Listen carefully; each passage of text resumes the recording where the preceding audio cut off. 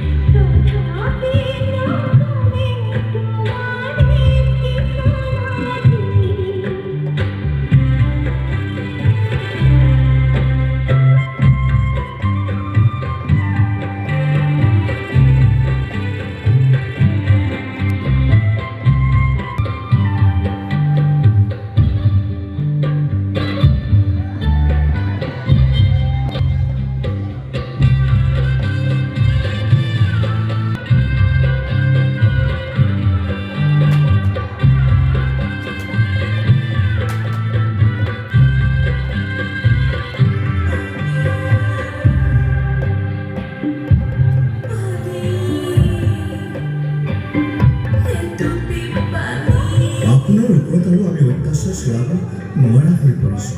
আমিও মানুহ, কি কৰিম কওকচোন? আমি মাত্ৰ ৰজাৰ আদেশে পালন কৰিছোঁ। কাইদেউ, পানী তুমি খাই লওক।